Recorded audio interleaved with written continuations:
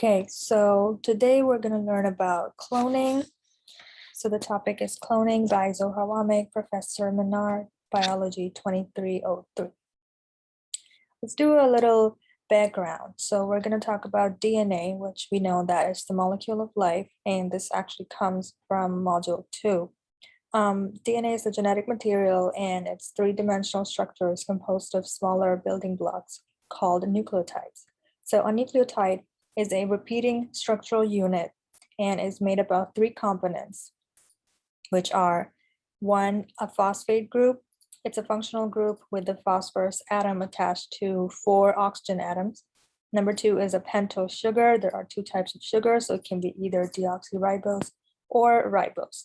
And lastly, the third is a nitrogenous base. We all know there are 5 bases, and then the last one, uracil here, it's found in RNA and not DNA. And these are some pictures. The top one are all the bases here. And here is the phosphate group and the sugars. Nucleotides are attached together in a precise manner that they form one strand of DNA. Specifically, they are in a linear position. So 2 strands of DNA link together to form a double helix. Sometimes 2 RNA strands make up the double helix. And as we know, that double helix is a 3-dimensional structure that forms when 2 DNA strands are intertwined with each other. So the way they intertwine, the folding and the bending, that's what gives it that swirly structure. DNA replication and intro to cloning. This comes from Module 4, DNA replication specifically. DNA replication is a process during which the double-stranded DNA molecule replicates and produces 2 copies that are perfect replicas. Cloning is a type of DNA replication. The only difference, it's done in a lab. It is a technique that produces exact genetic replicas of living cells. Here is a picture of a cell cycle, and it shows how DNA replicates, which we're not going to go in detail today because we already know about it. Now let's talk about cloning and a couple of techniques. So cloning, embryo twinning. Scientists often use cloning techniques on animals to study and do their research. And cloning doesn't always have to be on a whole animal. It can be done on a smaller scale, like on genes or tissues, just to clone certain genes or cells or tissues. And that's actually called molecular cloning. An embryo in this technique is split in half and placed in a female's uterus to grow. When the when the female gives birth, both of them share the same genes. Here is a flow chart that I actually made myself with the help of the internet. It shows there is an embryo that's split into half or split into 2, and then it's planted into a female's uterus. And then when the female gives birth, basically identical siblings are born. In this case, chickens. Another technique is called somatic cell nuclear transfer.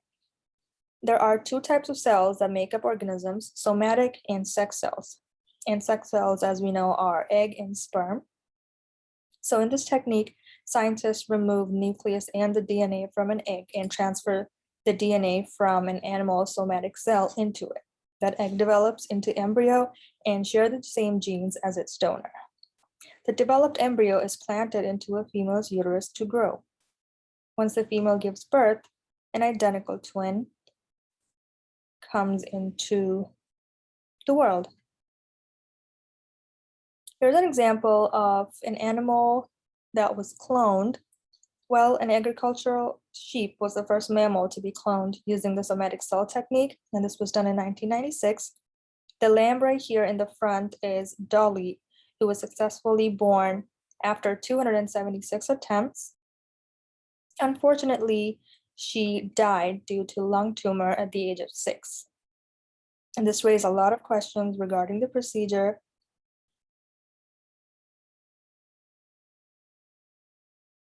Another animal that our book talks about is this cat, and they named her Carbon Copy.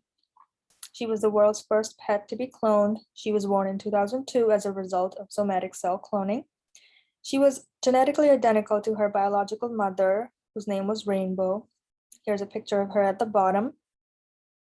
But she had a different color and coat pattern because these features can be determined in the womb.